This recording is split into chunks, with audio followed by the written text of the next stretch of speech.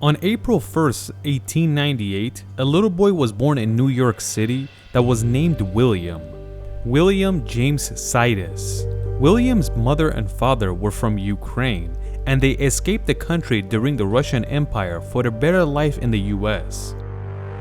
When William's parents get to the United States, they do not speak English, but his father is so determined to teach him everything possible that he begins to study English just for his son. William's father basically had a plan to raise his son in a strategic way, in a way that no one has ever done before. From day one, he would be taught.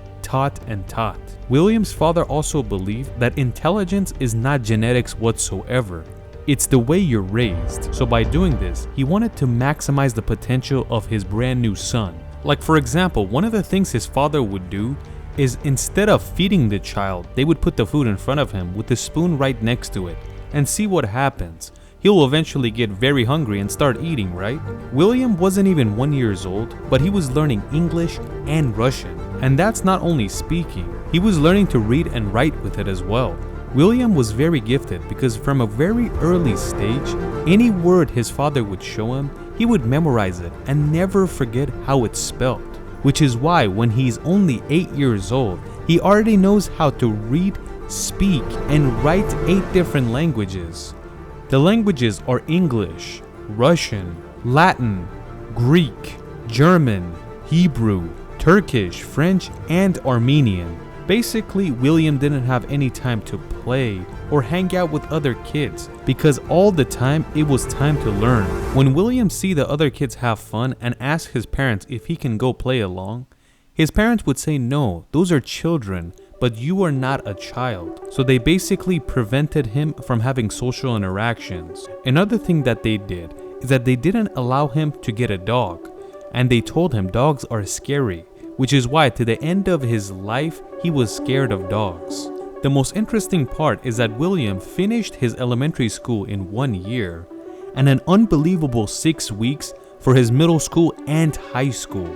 All this genius work made other teachers surprised, and that made them ask their parents to get an IQ test. They did all types of IQ tests, and the test range was between 250 to 300 IQ. For reference, Albert Einstein has an IQ of about 160, so William was truly on a different level. This is when William started making the news. William wasn't treated very well at an early age. He wasn't even allowed to hang out, so he was bullied constantly. The newspapers didn't hold back either. They called him one of the smartest human beings on earth, but they told him he's a freak or he's extremely weird. They didn't say that it was his parents' fault that he was kind of odd because he didn't have a lot of social interactions. The worst thing is William would read these newspapers and get even more upset. And that's the reason since the age of 10, he hated crowds and hanging around people. When the news of William makes it around the United States, one of the places that reaches it is Harvard University, and they basically give William a full scholarship to study there. Even though William himself did not want to go to college to hang around more people, his parents forced him to do so because Harvard is the greatest college in the world, and they were not gonna turn down a scholarship. His parents didn't treat him well. They didn't even allow him to play for 1 day. His teachers didn't treat him well. The newspapers didn't treat him well. And Harvard University wasn't gonna treat him well either. He was only 11 years old when he entered this college, while the other students are all above the age of 18. So not only is he not fitting in, the other students are making fun of him because he's still a kid. Eventually, William graduates with a degree in mathematics, and one of the very first things he writes is that he wants to live a perfect life. And a perfect life means living alone. Another interesting thing he wrote in college is a form of government that he created himself. It was called Hesperia.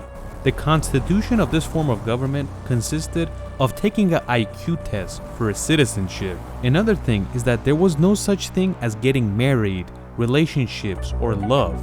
You can have sex and have children, but the daughters have to be raised by the mothers, and the sons have to be raised by the fathers. Even though it was William's father's idea to raise him this way and engineer him in a way where he's the smartest man in the world, it was his mother that was very hard on him and put a lot of pressure on him. So he thought that mothers aren't good for raising sons. Just like we said, William graduated with a degree in mathematics, and he was a genius in mathematics because he would solve the most complex problems in his head without writing it down. But he hated mathematics with a passion because he was taught that by force, and he hated every ounce of it. When William is only 19 years old, the year is 1917, and US has entered World War I, which is why William gets drafted into the army. He immediately denies the war and says, I'm not gonna go fight for anyone just for their profit. So he was extremely anti-war, which is why he gets arrested. But only a few months later, the war is over and they eventually let him go. After getting out of prison, William meets an Irish girl named Martha Foley and falls in love with her. But since he was somewhat of an odd individual, they couldn't make it work out. Even though William wasn't all lovey-dovey and didn't believe in love, but it seems like he loved her because he kept a picture of her until the day he died. At this time, William is the smartest man in history, but he has no motivation to use that intelligence. He hated all the ounce of knowledge that he had about anything because it was all forced upon him. He didn't enjoy any of it. He also hated communicating with other people because they always expected something of him. They expected to solve all types of problems. After getting tired of people's crap, he decides to get a normal job, anonymously, which is why he moves to a different city, meaning Boston, Massachusetts, and gets a normal job in an accounting firm. When he went in for the interview, he didn't even brag about anything. He said, I have a license in mathematics and I can do accounting, which is why they hired him. But William couldn't stay anonymous because his pictures was always on the paper. After a few months, the other co-workers realized, oh man, this is the smartest man in the world, the genius we all read about. And the least you could say, William was embarrassed and he did not want to stay there any longer, which is why he quit. But the news went out fast because the local newspapers in Boston had a heyday with this information. They would write, the smartest man in history now works in a dead-end job, making only $23 a week.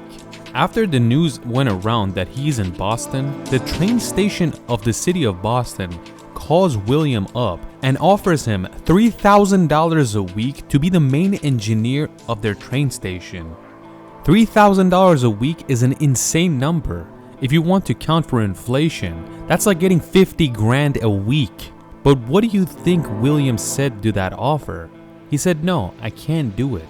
Anytime I use my intelligence, I hate it with a passion, so I'd rather not do the job.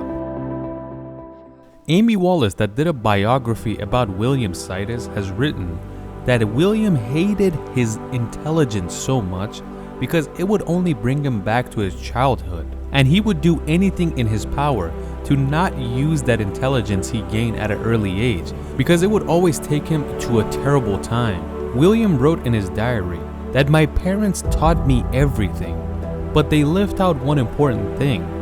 They didn't teach me how to live life. He also added that they didn't even teach me how to tie my shoelaces.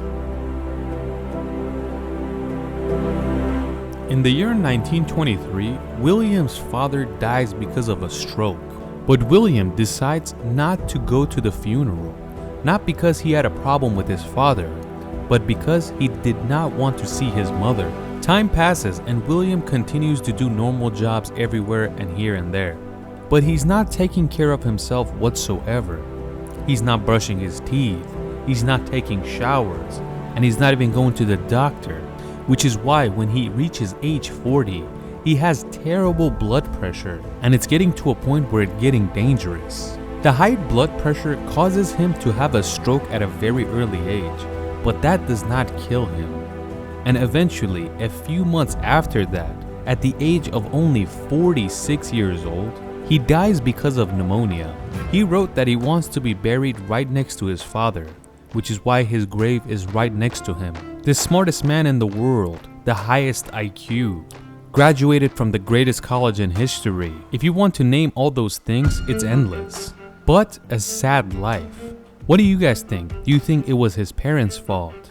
The public's fault? Some experts say you can't put a blame on his parents or the love of his life, but it was the public that put a whole lot of pressure on him and made him end up like this.